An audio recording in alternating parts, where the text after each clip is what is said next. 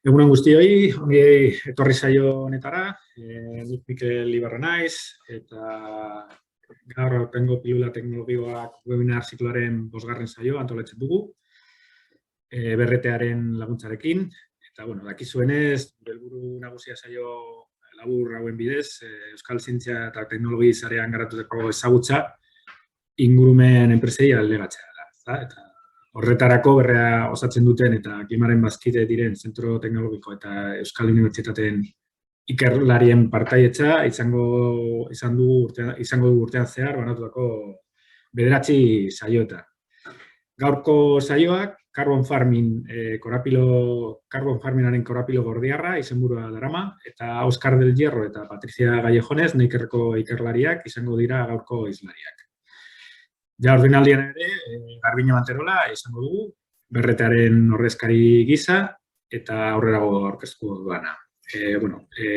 Azkenik, ikusentzule guztioi, gogorarazi nahi digu, webinarra grabatua izango dela eta Aklimaren YouTube webgunean eskuragarri izango duzula hurrengo gunetan zehar. Horrez gain, konektatuta zaudeten guztiei eskatu behar dizuegu, mesedez, kamerak eta mikrofonoak desaktibatuta edukitzeko interferentziarik egon ez dadin. Como comentaba, hoy organizamos la 5ª píldora tecnológica, un ciclo de webinars que organizamos en colaboración con BRTA, en el que estamos tratando de trasladar el conocimiento existente, proyectos que existen en la red de centros y universidades que forman parte de BRTA, con un objetivo concreto de ver cómo podemos aprovechar desde el sector ambiental todo este conocimiento para incorporarlo a mercado. Este es nuestro objetivo principal con esta serie de píldoras tecnológicas. Entonces, comentaros que hoy tenemos a Óscar del Hierro y Patricia Gallejones de Neiker, investigadores de Neiker, que nos hablarán sobre Carbon Farming, el nudo gordiano del Carbon Farming, y que esperamos que sea de interés para vosotros. La sesión de hoy va a ser grabada, como las anteriores píldoras, y la tendréis disponible en la webcam en el canal de YouTube de Aclima en los próximos días.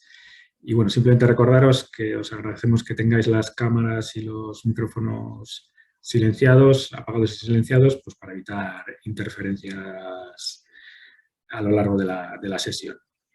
Y como siempre voy a dar paso a Garbiñe, que nos acompaña en este ciclo de píldoras, y agradecer a BRTA el apoyo que nos está dando para organizar este ciclo de webinars.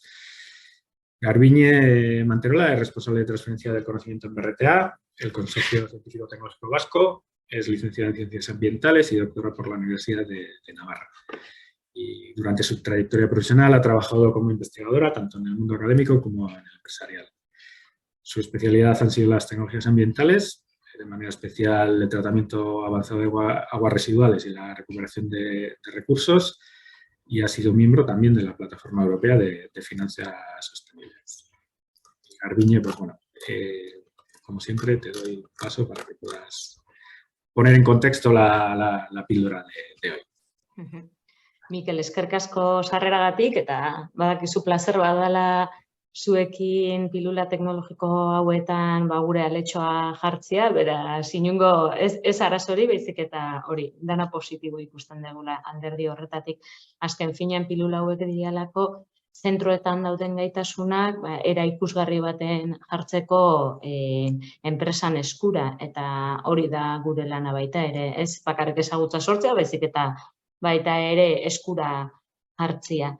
Pues hoy tenemos para mí una charla bastante interesante, ¿no? Que está enmarcada también en el cambio climático, y sí hemos tenido también otras ponencias sobre cómo intentar mejorar o cómo paliar el cambio climático, pero la charla de hoy se basa en la agricultura, ¿no? Y ese nexo de unión que aparece en una problemática que nos está afectando directamente a todos, pero cómo podríamos minimizar.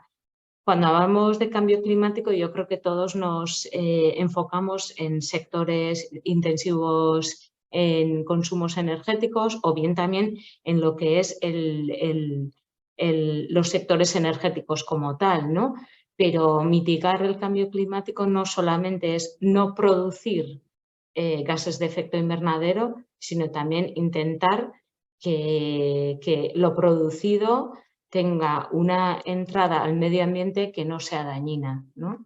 Es decir, esto se va a enfocar en minimizar la producción de CO2, pero no en la no producción, sino cómo poder captar ese CO2 por otras vías. O sea que yo creo que le daría paso a Óscar y Patricia para que nos hablaran mejor porque son los entendidos y yo creo que nos van a dar una charla interesante.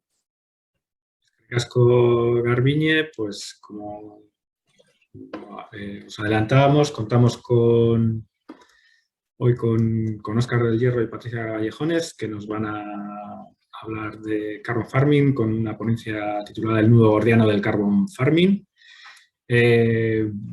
Óscar del Hierro trabaja en el Departamento de Conservación de Recursos Naturales de Neiker en el área de cambio climático y entre los proyectos que participa actualmente pues podemos destacar Life Green Ship y Life Carbon Farming y resaltar también su participación en el desarrollo de la herramienta, la calculadora de absorciones de CO2 ex ante de la CAP elaborada para IOBE. Y Patricia Gallejones es doctora en biología, trabaja en el Departamento de Conservación de Recursos Naturales de Neiker, en el área de cambio climático también, y tiene experiencia en la elaboración de inventarios de gases de efecto invernadero del sector agricultura y en el estudio del ciclo de carbono, combinando medidas de campo y modelización para analizar los impactos del cambio climático, uso y manejo del suelo sobre los cambios de stocks de carbono en el suelo. Y entre los proyectos en los que participa actualmente podemos destacar también el Life Urban Clima 2050, un proyecto bastante importante para Euskadi en estos momentos. Y bueno, os doy paso para que podáis comenzar cuando queráis con la presentación. Vale, pues muchas gracias, Miquel. Garbiñe, vamos a compartir. A ver si tenemos suerte y va la primera.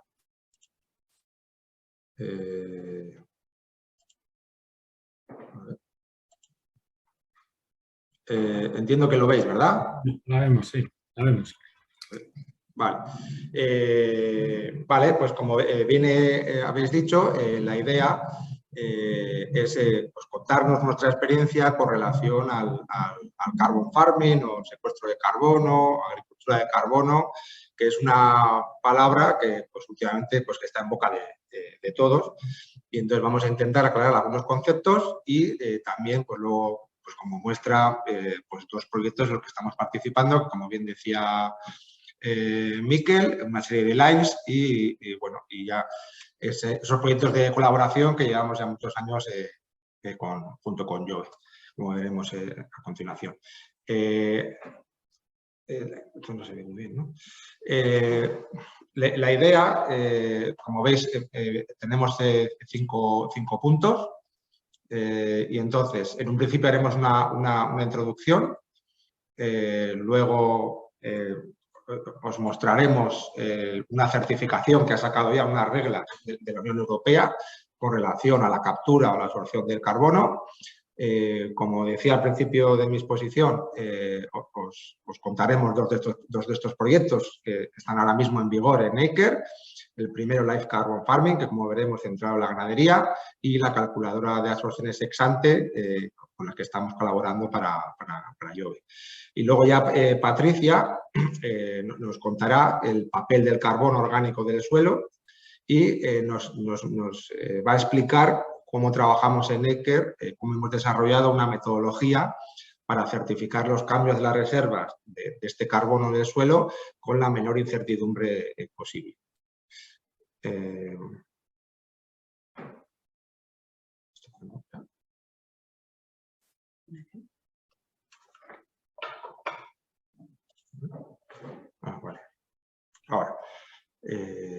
Bien, en primer lugar, pues os vamos a explicar por qué le hemos puesto este título pues un poco igual extraño, donde hemos dicho el nudo gordiano del carbon farming. Como nudo gordiano es un término proverbial que se suele utilizar para hablar de esos problemas que solo pueden resolverse mediante una acción audaz.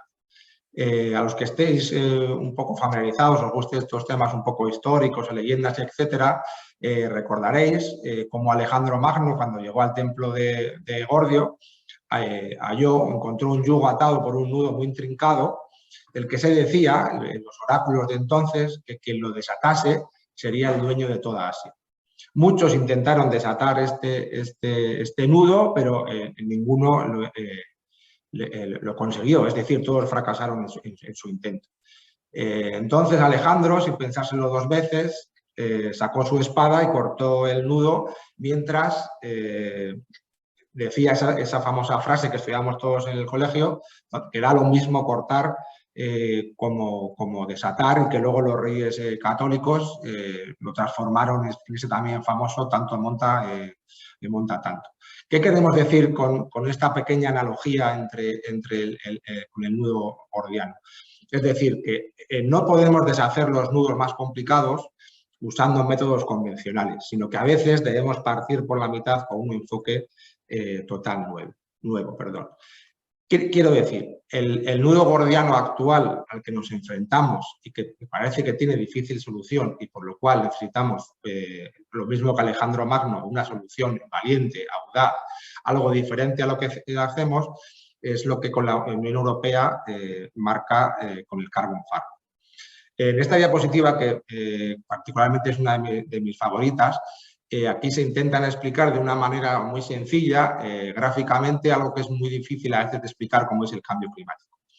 Vemos en la diapositiva cómo ha cambiado ya el clima y cómo cambiará a lo largo de la vida de 3 generaciones, que es los nacidos en 1950, en 1980 y 2020.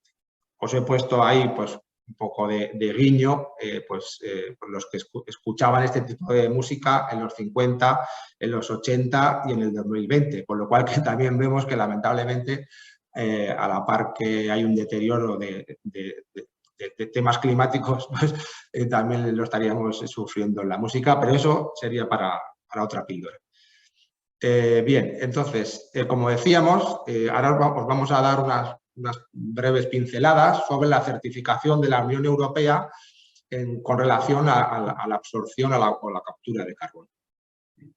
En un principio, ahí os he puesto a la izquierda, veis un pantallazo de lo que es el manual de orientación técnica, porque bueno, entiendo que igual alguno, después de esta píldora, pues bueno, pues queréis indagar más en este tema. Y lo primero es definir qué es la captura de dióxido de carbono con relación a esta iniciativa que ha sacado la Unión Europea. Entendiendo, por tanto, por captura de carbono, los suelos agrícolas, forestales, etcétera, toda la gestión que se realiza de los almacenes de carbono y de los flujos de gases de efecto invernadero. Esto implica, por tanto, la gestión no solamente de las tierras, sino como hacemos del ganado, del suelo, de los cultivos, etcétera. Y en términos de emisiones de CO2, metano y óxido nitroso, que como bien sabéis todos, son los principales culpables de este calentamiento global y que son, como veremos luego, los que cuantificamos con una serie de herramientas. Bien, aquí también os dejo una serie de información, como acabo de comentar, por si queréis indagar o conseguir más información con relación a este reglamento del Parlamento Europeo y del Consejo, en el que se establece un marco de certificación de la Unión para las absorciones de carbono, que intentaremos ahora resumir en las siguientes diapositivas. En esta diapositiva lo que intentamos es mostraros las razones y los objetivos de estas reglas que intentan pues cortar o desatar ese nudo gordiano actual que es el cambio climático. Tenemos fijado ese aumento de la temperatura media mundial a menos de 1,5 grados. Y para ello, como veis en naranja, la imagen de la izquierda, es necesaria una reducción drástica con relación a las emisiones de gases de efecto invernadero, es decir, de CO2, de metano y de nitroso, como hemos dicho en la diapositiva anterior. Para eso, veis en verde, va a ser necesario duplicar las absorciones de carbono para conseguir esa ansiada neutralidad climática que hemos fijado en esa fecha de 2050, como veis en la gráfica. Es decir, que con neutralidad climática me refiero que seamos capaces de absorber o capturar el mismo carbono que emitimos, que es, digamos, la definición de neutralidad climática. También desde la Unión Europea, lógicamente, el carbon farming tiene que ir en línea o en coherencia con otras políticas de la Unión, como la Ley de Recuperación de la Naturaleza, la PAC, la Directiva de Energías Renovables, Estrategia a favor de los bosques, etc. Bien, ¿qué razones tiene entonces la Comisión Europea? Pues aquí os hemos puesto las 5 principales razones u objetivos. La primera sería acelerar la implantación de medidas verificables y de alta calidad para esa captura de carbono. En segundo lugar, animar a los agricultores y silvicultores a adoptar soluciones eficaces para la captura del carbono. Contrarrestar yo lo llamo el marketing verde o el famoso greenwashing, donde nos centremos en unas capturas de carbono, quiero decir, de alta calidad, generando confianza en las propias empresas, en la sociedad, en los consumidores me refiero. Esto nos lleva a que surjan unos programas de etiquetado fiables y confiables, porque bueno, sí que es verdad que con esto de las etiquetas pues se nos ha ido un poco a todos de las manos. Hay muchas etiquetas y desde Europa se está viendo pues que hay una falta de confianza por parte de la sociedad, del consumidor final, hacia alguna de estas etiquetas, que bueno, que luego igual se puede comentar en las preguntas al final, etc. Por cuarto punto, la Comisión Europea quiere garantizar, tener capacidad propia, para luego veremos cómo el sistema que se llama cuantificar, controlar y verificar las capturas de carbono. Es decir, una metodología ad hoc para cada sector.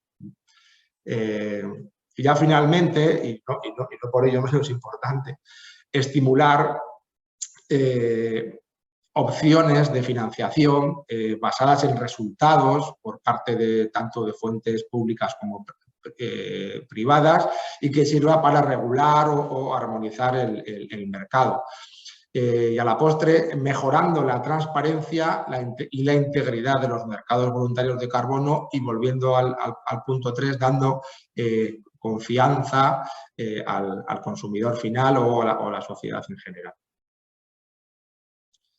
Bien, entonces este marco de certificación en el que se basa Europa tiene 4 pilares fundamentales, con el acrónimo en inglés Quality, también en castellano sale el de cualidad, que vamos a intentar explicar a continuación. Como veis, estas 4 patas, la primera sería la cuantificación, en segundo lugar la adicionalidad, en tercer lugar el almacenamiento a largo plazo y por último la sostenibilidad. ¿Qué queremos decir o qué quiere decir la Comisión cuando se refiere a cuantificación? Bien, lo que nos está diciendo es que las actividades de captura o de remoción o absorción, como queramos decir, de carbono, se deben medir con precisión y también asegurarnos de que aportan beneficios inequívocos para el clima. El segundo pilar de esta certificación sería la adicionalidad. Y luego tenemos un par de diapositivas posteriormente para intentar indagar, porque esto, a su vez, sería otro nudo gordiano dentro del marco de certificación por la dificultad que conlleva llegar, como veremos luego, a una línea base. Luego lo explicaremos. Con la adicionalidad lo que se pretende desde Europa es decir que las actividades de captura de carbono tienen que ir más allá de lo que exigen las prácticas de mercado, las existentes actualmente, y de lo que exige la ley, ¿vale? Luego explicaremos un poco dónde queremos llegar con esto de la adicionalidad. Luego, el almacenamiento a largo plazo del carbono. Los certificados que surgen de este marco de certificación deben tener en cuenta claramente la duración, la permanencia del almacenamiento de carbono, distinguiendo entre almacenamiento permanente y de temporal. Como ejemplo, para que sea fácil de entender, yo suelo explicarlo con madera. Esa madera la podemos utilizar para una caja de fresas, donde el ciclo de vida es pues, más bien largo, o para hacer una mesa para poner en nuestro salón, donde digamos que ya tendríamos un almacenamiento de carbono, lógicamente, a más largo plazo. Y finalmente, el cuarto punto, que es igual de importante o más que los anteriores, que es el que se refiere por sostenibilidad.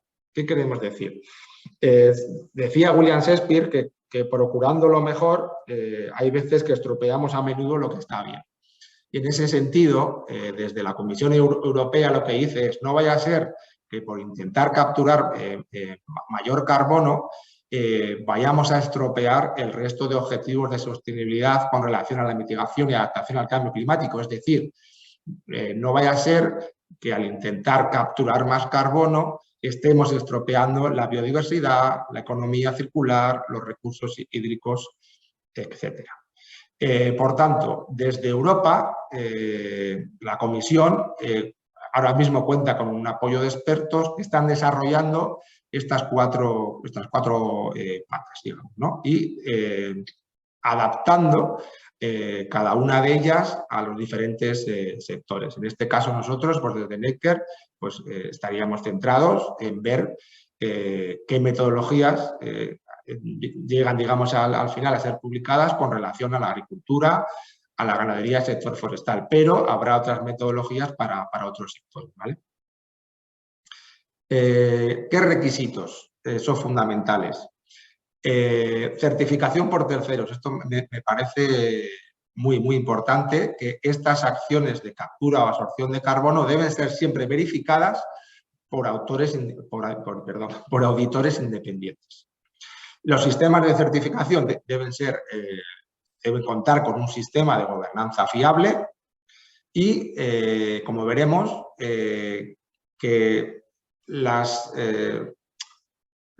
los registros, las cuentas que salgan de absorciones de carbono deben registrarse en registros interoperables para evitar la doble contabilidad y el posible fraude. De tal manera que sirva de ayuda o de apoyo a los proveedores de absorciones de carbono con el objetivo final de poder acceder a distintas oportunidades de financiación que se abren con este tipo de proyectos de fijación o de captura de carbono, ¿vale?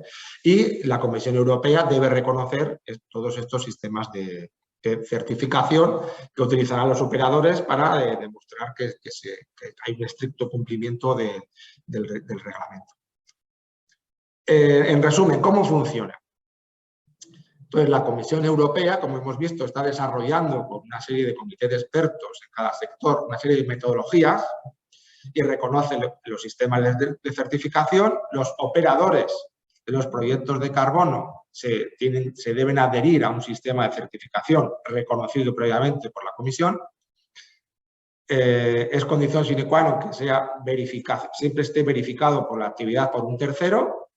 La actividad, como veremos luego, se certifica periódicamente y las absorciones de carbono, como hemos dicho anteriormente, deben estar inscritas en un registro público abierto, de tal manera que sea un sistema fiable y confiable por toda la cadena de valor de un proyecto de estas características, como sería un proyecto de captura de carbono. Bien, ahora, como os decía, ya entramos en mi último punto antes de darle paso a mi compañera Patricia, y os queríamos contar las experiencias que estamos adquiriendo en relación a la captura o el secuestro de carbono. Decíamos al principio que, bueno, que lo del carbon farming sí que es verdad que está siendo, bueno, pues un término que, pues que está en boca de todos y, bueno, esto nos está llevando a que últimamente estamos participando en varios proyectos, tanto a nivel nacional como internacional. Pero queríamos centrarnos en dos de ellos. Uno, el Live Carbon Farming, que se basa en la ganadería, en vacuno de leche y vacuno de carne, y en la calculadora de absorciones ex ante, que bueno, os daremos unas breves pinceladas, os diremos dónde poder encontrar también más información, por cuanto entendemos que, bueno, que los últimos requisitos, etcétera, pues lógicamente los tiene que contar IOBE, que al final nosotros simplemente trabajamos con ellos a la hora de desarrollar o elaborar estas calculadoras, pero que va a ser luego desde IOBE, desde la administración, donde al final, como veremos, se establezcan los requisitos finales. Bien, como decía, en el Live Carbon Farming, ¿os acordáis de esos 4 pilares? El primero era el de la cuantificación. Entonces, uno de los objetivos prioritarios de este Live es el de desarrollar herramientas y estándares armonizados para conseguir una metodología que nos permita evaluar la sostenibilidad completa, pero teniendo en cuenta el proceso, las reglas que se llaman de monitorización, declaración y verificación. Lógicamente, con estas herramientas tenemos que formar al sector, en este caso pues, ganaderos, agricultores, etcétera, y como veremos luego, otro de los objetivos es que seamos capaces de aplicar técnicas de mitigación, como veis, lo estamos aplicando en 700 explotaciones ganaderas pues, a lo largo de muchos países europeos. Al final de la transparencia, la parte inferior me refiero, tenéis todos los logos de los diferentes centros de investigación que estamos participando. Como veis, es un proyecto muy ambicioso por el número de explotaciones en el que estamos implementando las validaciones, de tal manera que seamos capaces de establecer un mecanismo de financiación de carbono basado en los resultados. Y para eso se establecen 18 proyectos de agricultura de carbono. Lógicamente, con esto también queremos promocionar en el sector medidas bajas, lo que se llama una economía baja de carbono, y una difusión de estos mecanismos de compensación de carbono como una fuente de financiación extra para el sector. Y al ser un proyecto financiado por LIFE, pues que sirva finalmente para estructurar, construir y promover una red europea y un marco común. Bien, aquí volvemos otra vez a la cuantificación y bueno, lógicamente pues es mucho mejor ver una imagen. Con estas herramientas que estamos haciendo en el marco del proyecto, lo que hacemos es estimar todas las emisiones en términos de CO2 equivalente que tenemos en este caso en una explotación de vacuno lechero, ¿vale? Como veis, pues tenemos la aplicación de fertilizantes, el pastoreo de purines, consumos de energías, forrajes concentrados, las emisiones que se producen cuando los animales están estabulados, cuando aplicamos los estiércoles o purines o cuando almacenamos los purines. Esto, que aquí pues me parece muy bonito, muy idílica esta imagen, pero que luego, lógicamente, pues tiene su complejidad técnica y hay que seguir una serie de directrices, que en este caso las que establece el IPCC, es decir, para que todos estimemos las mismas emisiones con la misma metodología. Bien, esto es como muestra un botón, pues cada una de estas emisiones, pues las herramientas son capaces, siguiendo, como decía, el protocolo del IPCC, ver qué emisiones en términos de CO2, de metano y de nitroso estamos emitiendo. Esto, como veremos luego, serían nuestras emisiones base. Luego lo que pretendemos en el proyecto es establecer mejoras que permitan secuestrar más carbono. Y ahí viene el concepto de adicionalidad, es decir, solo irán al registro aquellas capturas de carbono que sean superiores a lo que se dice el año base. Luego lo veremos en un gráfico, es decir, vamos a comparar el primer año versus el resto de los años, una vez que hemos ido implementado una serie de mejoras. ¿Ves? Aquí, como veis, os queríamos contar con otra imagen. Aquí lo que vemos, veis en verde, que con la anterior diapositiva calculábamos las emisiones en términos de la famosa ya huella de carbono, es decir, cuánto CO2 equivalente, por ejemplo, está produciendo mi explotación en el primer año por litro de leche o por kilo de carne, lo que se llama unidad funcional. Pero somos conscientes de que este sector, aparte de emitir, que mucha gente solo se queda en eso, también estamos haciendo una captura de carbono y un secuestro de carbono. ¿Cómo lo hacemos? Pues, como veis ahí, pues procedente de la gestión de los estiércoles y los purines, yo estoy echando materia orgánica continuamente al suelo, y para una gestión procedente de la gestión de las praderas y de los cultivos. Como veis luego en la parte inferior de la derecha. ¿Vale? Estamos viendo cómo se secuestra el carbono en este proyecto, principalmente en los primeros 30 centímetros del suelo, que es lo que establece la metodología del IPCC. De tal manera que luego veremos que tenemos tanto las emisiones como el secuestro del carbono, con lo cual vemos lo que llaman en este proyecto llamamos pues la huella de carbono neta, es decir, a la bruta le podemos restar ese secuestro de carbono con una serie de metodologías que están en esta diapositiva, pero bueno, que entiendo que tampoco vamos a profundizar. Bien, recordáis también que es importante el tema de la sostenibilidad. ¿Os acordáis esa frase de William Shakespeare, que procurando lo mejor hay veces que estropeamos a menudo lo que está bien, y en estas herramientas también lo que medimos es lo que se llaman los cobeneficios, ¿vale? No solamente en términos de emisiones de gases de efecto invernadero, sino que también queremos ver cómo estamos afectando positiva o negativamente a la biodiversidad, al suelo, fertilidad o sea, que me refiero a fertilidad del suelo, a la calidad del agua, del suelo, etc. Y también sin obviar las condiciones económicas y sociales. No vaya a ser también que por hacer una serie de medidas, pues social o económicamente, pues la explotación pues vaya peor, ¿vale? Es decir, tenemos desde el punto de vista holístico el tema de la sostenibilidad, ¿vale? Desde el punto de vista ambiental, económico y social.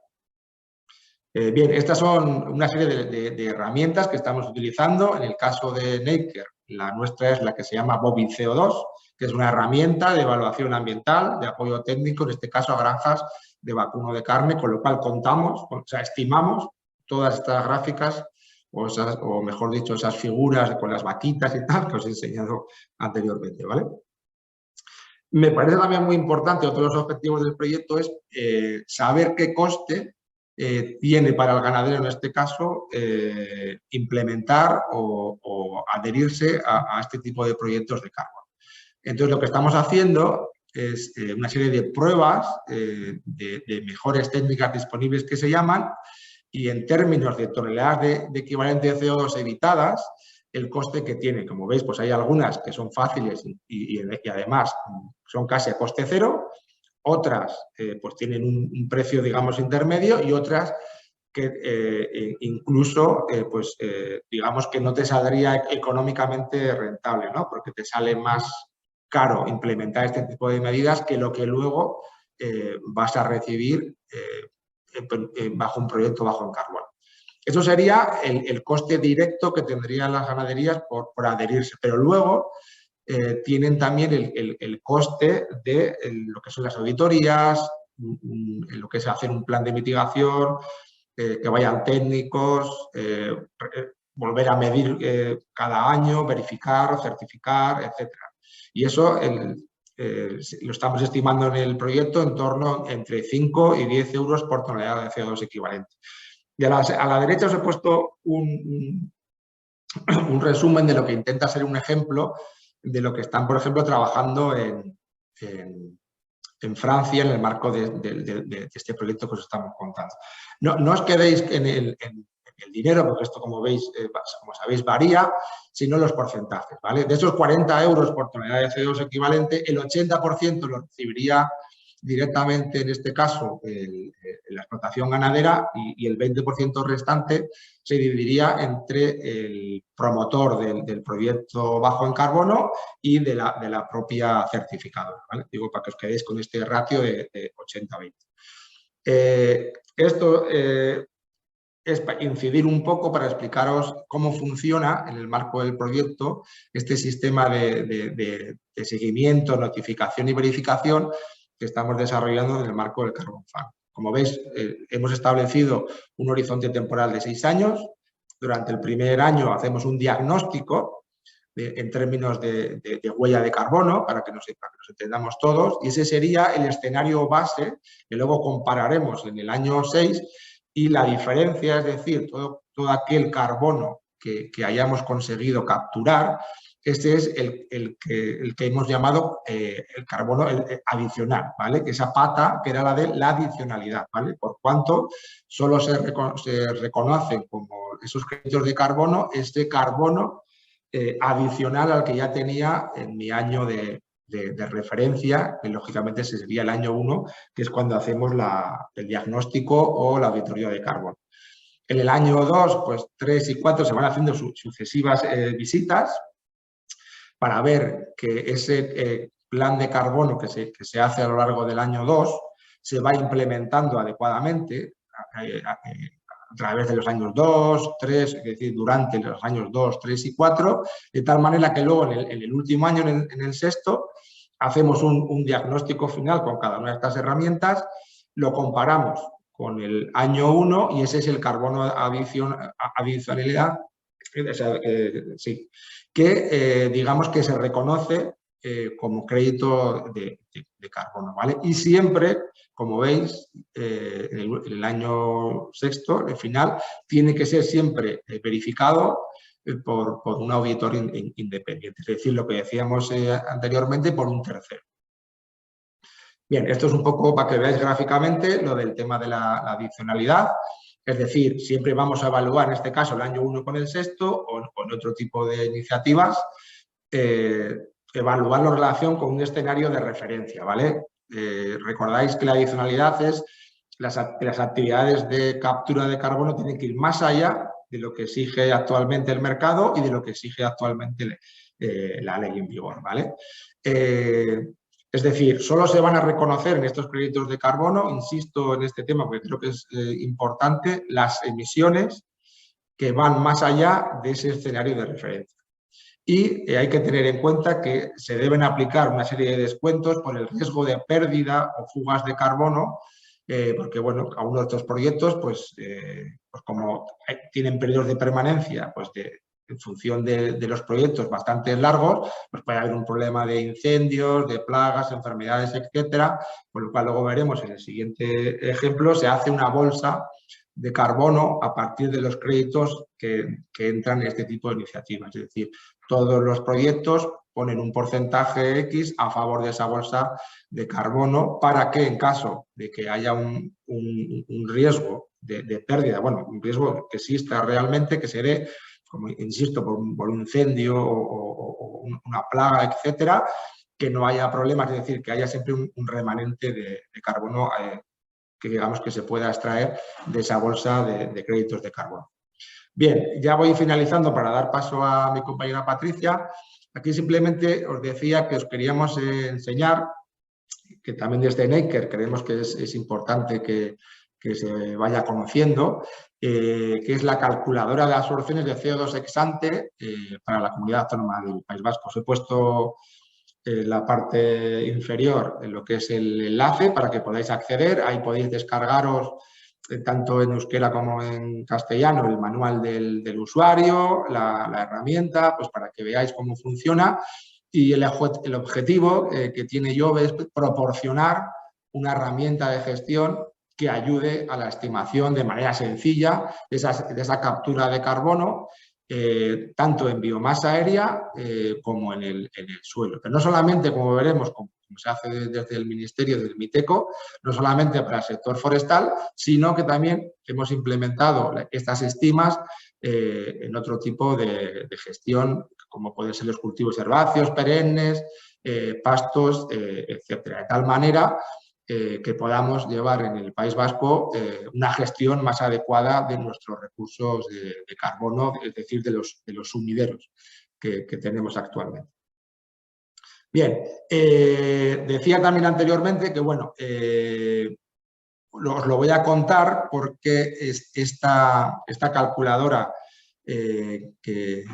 con la que estamos colaborando con Jove se basa en el registro de huella de carbono que tiene el Ministerio a nivel estatal, que se llama el de compensación y proyectos de absorción de CO2, que seguramente muchos de vosotros conocéis. Se dividen en 3 secciones. En la A es la sección de huella de carbono y compromisos de reducción de esos gases de efecto invernadero. La sección B son los proyectos de absorción de dióxido de carbono y la tercera, la C, la sección de compensación de huella de carbono. Es un registro de carácter voluntario, como veis en la parte de la derecha, digamos, el que se adhiere a esta iniciativa recibe un sello en función de si calculo, reduce o compensa. Digamos que esto ha sido pie para que desde IOE dijeran, bueno, pues vamos a basarnos en esta calculadora, por cuanto tenemos que ir alineados con el Ministerio, pero no solamente nos vamos a quedar, como decíamos, solamente en el sector forestal y solamente para 2 tipologías de proyecto que tiene en cuenta el Ministerio. Ellos solo tienen en cuenta las repoblaciones forestales cuando ha habido un cambio de uso del suelo o un restablecimiento de la masa forestal, por ejemplo, cuando ha habido un incendio. Bueno, pues nosotros, yo os invito a que accedáis al enlace de la página web de IOE y ahí veis que en el caso del País Vasco estas calculadoras están abiertas a todas las tipologías de proyectos en el sector forestal y no solamente la biomasa aérea, sino que también, como hemos dicho, tenemos en cuenta el carbono en el suelo, ¿vale? Se establecen una serie de definiciones para poder acceder o no a este tipo de proyectos de carbono, como es una superficie mínima de 1 hectárea, una altura potencial, un periodo mínimo de permanencia, hay una fecha límite de puesta en marcha, un plan de gestión, etcétera. Y con estas calculadoras, que como digo, podéis encontrar el enlace que os hemos puesto, el usuario o ese promotor de ese proyecto de carbono puede calcular ex ante sus absorciones de CO2. Con esto de ex ante me refiero que podemos calcular, podemos estimar las absorciones futuras que vamos a tener, por ejemplo, en un periodo de permanencia de 30 años, pero que luego hay que hacer cálculos ex post, es decir, en base a datos reales, tanto de la masa aérea en el sector forestal como en el suelo, para permitir conocer las estimaciones que realmente el proyecto ha generado hasta el momento del cálculo. Aquí, por ejemplo, también veis en la parte inferior en el centro donde se establece cómo se crea esa bolsa de garantía, donde cada uno de los proyectos de absorción debe ceder un 10% de todas las absorciones para cubrir esas posibles incidencias. Vale, pues con esto ya, si os parece, doy paso a mi compañera Patricia, que ya finalizará ya la presentación con los 2 siguientes puntos. Vale. Pues yo os voy a hablar muy brevemente del papel del carbono orgánico del suelo y también de la metodología que hemos establecido en NAKER para certificar los cambios en las reservas de carbono en el suelo. Bueno, con el carbono orgánico del suelo tenemos un doble reto. Por una parte, mantener las reservas de carbono en esos suelos que son más ricos, como pueden ser las turberas, por ejemplo, y por otra parte, aumentar el potencial de secuestro en aquellos suelos que tienen un mayor potencial, como pueden ser los suelos degradados o suelos de cultivos. Pero el almacenamiento de carbono no es infinito y esto lo podemos ver con estas 2 gráficas que he puesto a la derecha, que son ensayos de larga duración de Rothamsted. Se me ha olvidado poner la leyenda, pero bueno, en la figura de arriba, con la línea roja continua, lo que se ve es el aumento del carbono orgánico en suelo en una parcela de cultivo que se ha convertido a pasto permanente. Lo que vemos es que aumenta muy rápidamente durante los 20-30 primeros años y luego alcanza un equilibrio. Y lo contrario vemos en la figura de abajo. Una parcela que ha sido convertida de pasto permanente a tierra arable, lo que vemos es que pierde carbono. Por lo tanto, se está convirtiendo en una fuente de emisión de CO2. Entonces, y volviendo a la figura de la FAO, tanto el mantenimiento de las reservas de carbono en suelo como el aumento del secuestro es algo que puede contribuir a la adaptación y mitigación del cambio climático. Pero bueno, este mantenimiento e incremento del carbono en suelo tiene, como comentaba antes Óscar, múltiples cobeneficios, ya que mejora la estructura del suelo, incrementando la capacidad de retención de agua. También mejora la permeabilidad, aireación, drenaje, la cohesión del suelo.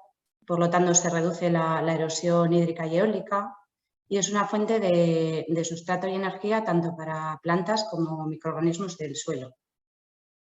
Por lo tanto, es lógico pensar que cualquier cambio que se produzca en el carbono del suelo tiene un efecto sobre diferentes... puede tener efecto, por ejemplo, sobre la erosión y, como hemos visto antes, sobre los flujos de gases de efecto invernadero. Por lo tanto, creemos que es importante medir bien estos cambios en el carbono orgánico en suelo. Sin embargo, existe una heterogeneidad espaciotemporal muy grande y además los cambios se producen de forma muy lenta a lo largo de los años y suele ser muy difícil identificar pequeños cambios. Además, dependiendo de la estrategia de muestreo, los resultados que podemos obtener pueden ser muy diferentes. Todo esto hace que sea importante establecer una metodología de muestreo que nos permita certificar los cambios de las reservas de carbono orgánico del suelo. Desde NAKER y después de varias pruebas y revisión de alguna otra metodología, lo que estamos siguiendo es el protocolo de muestreo de suelos para certificar los cambios de las reservas de carbono orgánico en los suelos minerales de la Unión Europea. Este protocolo fue desarrollado y validado por la Comisión Europea. La base de este protocolo es esta plantilla de muestreo. Es una plantilla de muestreo aleatoria que tiene 100 celdas y permite una recogida de muestras aleatoria modificada con un umbral de distancia. Esto es así porque los números de estas celdas están puestos de tal manera que una celda seleccionada no quede demasiado cerca de las siguientes celdas que vayas a seleccionar. Los parámetros de esta plantilla son flexibles y se ajustan al tamaño y coordenadas de la parcela y la dimensión la definiría el eje X o Y más largo. Después, siguiendo recomendaciones de la ISO, el número de puntos que hay que muestrear dentro de cada celda para obtener una muestra compuesta debe ser de 25. Y además, en el punto central se deben tomar muestras de suelo inalteradas para determinar la densidad aparente. Aquí lo podemos ver igual un poco más visualmente. Lo primero que hacemos es localizar la zona y delimitar la parcela que vamos a muestrear. Después determinamos el número de celdas o subparcelas que vamos a muestrear dependiendo del tamaño de nuestra parcela. Si es menor de 5 hectáreas se muestrearían 3 celdas. Para parcelas entre 5 y 10 hectáreas muestrearíamos 4. Entre 10 y 25 hectáreas se muestrearían 5 subparcelas y para parcelas mayores de 25 hectáreas muestrearíamos 6 subparcelas. Lo que solemos hacer también es, si por ejemplo una parcela es muy homogénea, pues igual la dividimos y muestreamos una parte. O si es muy heterogénea, lo dividimos en estratos y la muestreamos como 2 parcelas diferentes o 3. El tercer paso sería aplicar esa cuadrícula, esa malla de muestreo encajarla dentro de nuestra parcela y seleccionamos esas celdas con número más bajo que entran enteras dentro de la parcela, como se puede ver ahí.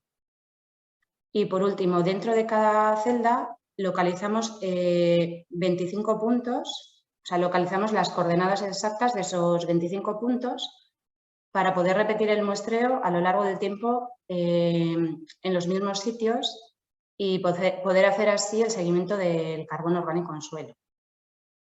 Y ahora un poquito más visual, Una vez en campo, lo que hacemos es, con el GPS, ubicar los vértices de cada celda y montamos nuestros cuadrados o celdas de muestreo.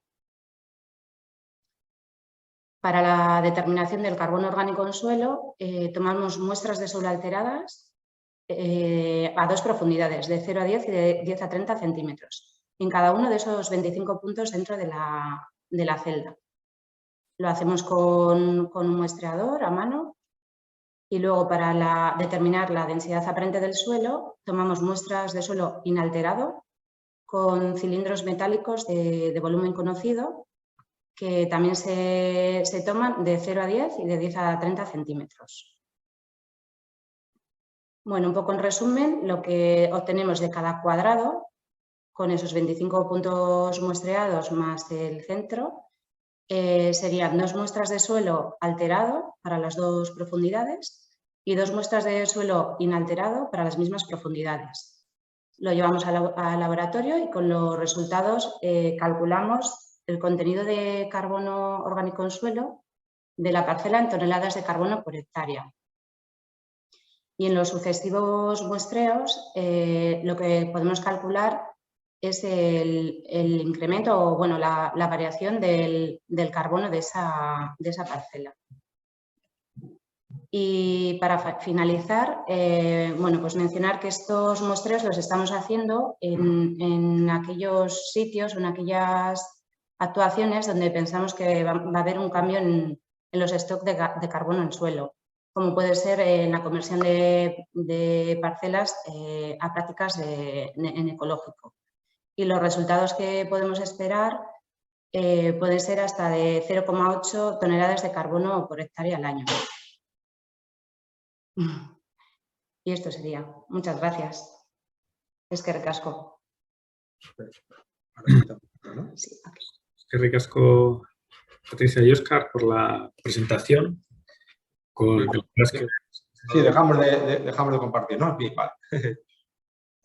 Nos habéis dado bastante información y la verdad es que el tema es complejo. Y bueno, ahora que se me ha olvidado antes comentar, que ya lo han puesto en el chat del Zoom, bueno, habilitamos un espacio para que los asistentes puedan plantear preguntas en vuestra presentación. Y bueno, creo me han avisado también que he hecho un Feijóo antes en la introducción y os he llamado Gaiker en lugar de mí.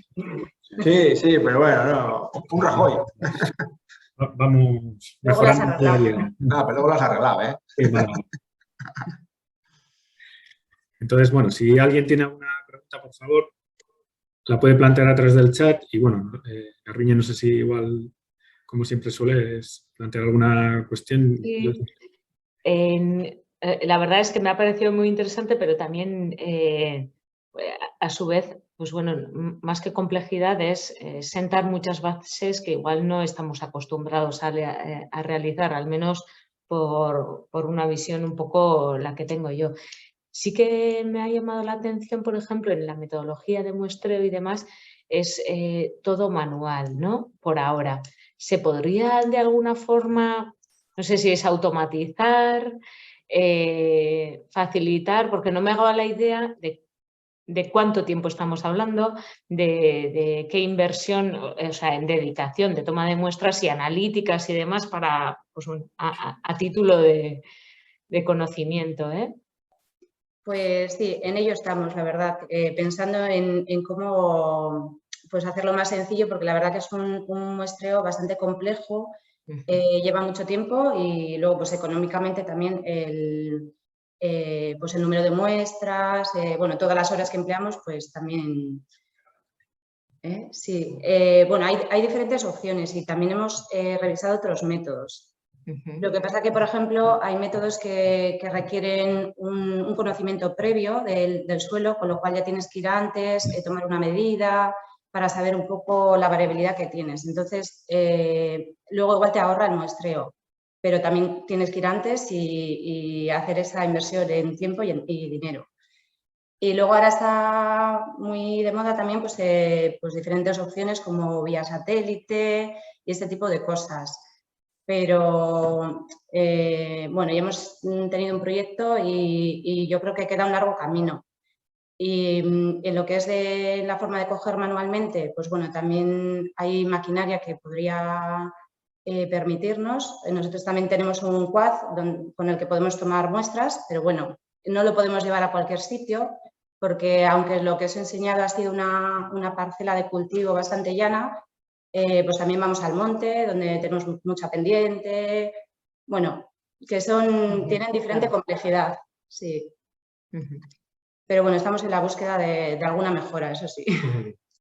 Entiendo que además para hacer luego, o sea, capturas de satélite y obtención de datos de satélite también se necesitará una base de datos donde de alguna forma alinear y decir, para poder si esto, ¿no? Sí, o sea, de alguna forma un dato de bases para luego poder confirmar que los datos satelitales son los correctos. Sí, pero no nos ahorramos el muestreo manual.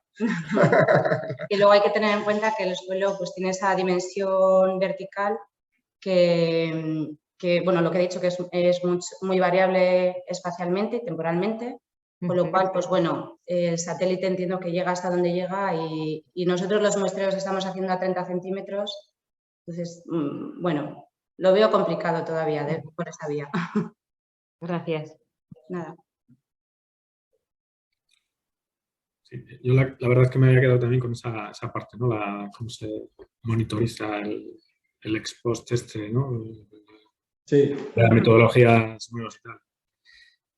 O sea, tenéis un quad, digo, vehículos autónomos así que puedan hacer el sondeo en automático también, no sé si habéis... Sí, lo utilizamos, pero no para este tipo de muestreo porque, pues bueno, como también dividimos la muestra de 0 a 10 y de 10 a 30 centímetros, con el quad es más complicado porque te saca una muestra entera de 0 a 90, a veces la parte de arriba que está más suelta dependiendo en qué parcela se suelta. Bueno, no es tan fácil. Sí que lo usamos, pero para otro tipo de muestreos. Y luego, en la parte de la traspa que habéis puesto de la distribución de los costes, o bueno, de la distribución luego de la compensación. Sí. Hablabais de los 40 euros tonelada y ahí el 80-20 habéis hablado de la... Sí, eso, sí, así. Es un poco para conocer más, o sea, esa compensación, digamos, se acredita, está supeditada al periodo de los 6 años en ese caso, o cómo se distribuye un poco la... Sí, en este caso, bueno, esos son ejemplos que, bueno, sabes que los slides pues son de 5 o 7 años y este es más largo porque, claro, como hablamos de carbono, pues claro, no, ¿vale? Entonces, digamos que vamos aprendiendo en continuo, ¿vale? Y entonces eso era una crítica de los ganaderos que querían decir, oye, a ver si resulta que con esto del carbono voy a seguir yo aquí trabajando y luego cuánto me va a llegar a mí, ¿no? Bueno, entonces, digamos que hay dos costes que serían fijos. Uno sería el coste de implementar esas medidas que decimos nosotros, en el sentido de decir, si haces A, te digo que con una incertidumbre asociada puedes capturar esto, pero implementar eso, ese es coste inicial, ¿no? Que hay algunas que no cuestan, pero otras sí, ¿no? Luego también había que ver la dificultad técnica. Eso ya es un coste, digamos, de trabajo, de esfuerzo, tal. Y luego ya está lo que me contabas, Miquel, el propio coste asociado a estos sistemas de certificación, donde alguien tiene que ir el año 1, el año 2, el año 3, el 4, el 5, certificar, Vale. Entonces eso, al final lo que... Porque eso mira, la verdad que no he contado, que al final aquí estos sistemas de compensación no se fijan el precio. Es decir, esto es un contrato que hacemos entre el promotor, el ganadero y el que al final quiere compensar. No hay un precio estipulado, quiero decir. Vale. Pero lo que pretendemos es dar información tanto al ganadero como a los promotores de decir, oye, que sepas que esto tiene unos costes asociados. No va a ser que luego te asustes y te diga, pues si lo llego a saber no me meto en estos líos. Entonces, queremos hacer estos estudios en el sentido de saber cuánto cuesta implementar esas mejoras técnicas disponibles con relación a la captura de carbono, pero también al propio sistema de certificación. Y luego, pues un reparto justo, equitativo por el esfuerzo, ¿no? Y en el marco del proyecto, ahora mismo estamos hablando de ese 80, no me acuerdo, 15-5, hay digamos, tres patas, ¿no? Pero que ese 80% al menos se lo lleve lo que sería el ganadero o el forestalista. Pero eso es a día de hoy, Miquel. Si damos una píldora el mes que viene, pues igual. Pero bueno, la idea es que pues vayamos trabajando también el tema, porque es el ambiental, el económico y el social, ¿vale? Y contra más información podamos, para que sea, como decía yo, pues más riguroso y más fiable y confiable estos sistemas, que todo sea público, etcétera, ¿vale? Pero sí que es verdad, incido en lo que es ese precio final, es un acuerdo entre, digamos, el promotor, el ganadero y la empresa que viene digamos, a compensar sus emisiones, en este caso, pues porque ha hecho esa huella de carbono, etcétera, ¿no? O porque por ley, dependiendo de la empresa, pues está obligado, ¿no? Pues a reducir, y llega un momento que tecnológicamente pues no puedes reducir más tus emisiones y tienes que acudir a este tipo de mercados, en este caso el voluntario, ¿no? No sé, porque al final, digo, ahora mismo estamos en 70 y pico, 80 en algunos casos de tonelada de carbono, o sea que, bueno, que... Y se supone que tiene que subir un poco el precio, que es lo que está planteando desde la Unión Europea. Sí, no, pero te decía que esto, por ejemplo, para que te hagas una idea, fue una reunión que tuvimos en Bruselas en febrero, o sea, pero que... Claro. No, digo porque yo esa misma traspa la tengo con 100 euros, con 70, con 80, pero por eso creo que he dicho que para mí lo importante no es el precio, sino la proporción. Sí. Decir, bueno, independientemente de puestos, como al final es un mercado, ¿no? Entonces, pues sea voluntario o no o tal, pues, pero que digamos que con el precio que fijemos tenemos que tener muy claros los costes de lo que tengo que hacer yo en este caso en la ganadería, la agricultura, el sector forestal, y luego el coste que va asociado cuando yo me estoy adheriendo a este tipo de sistemas. Y eso que al final revierta, pues no sé, yo creo que es justo, un 80, 15, 5, bueno, otra gente dirá otro, pero bueno, es lo que estamos ahora, que creo que es importante también, uno de los resultados que se van a tener en el marco de este live.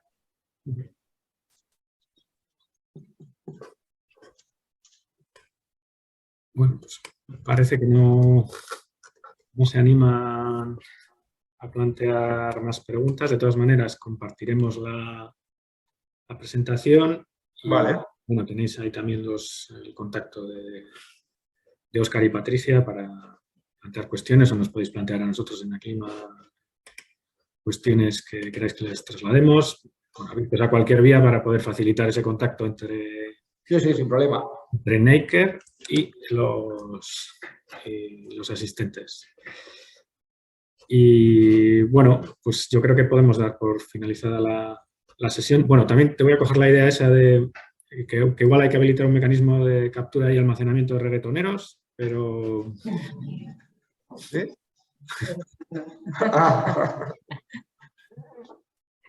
Y bueno, ofendiendo a todo el mundo en la píldora de hoy, así que bueno, creo que podemos dar por finalizado la píldora de hoy. La próxima será el 30 de junio y ya acabamos con el ciclo de píldoras en las que participan centros tecnológicos con BRTA, de la mano de BRTA, y empezamos otro ciclo con grupos de investigación de las universidades socias de Aclima. Entonces, pues bueno, agradecer, Garbiñe, pues vuestra colaboración en la organización de este ciclo. Bueno, iremos pensando ya en el siguiente. Eskerrik asko. Y nada, bueno, pues esperamos que tengáis buen viernes y fin de semana. Eskerrik asko zuei. Eskerrik asko. Bueno, venga.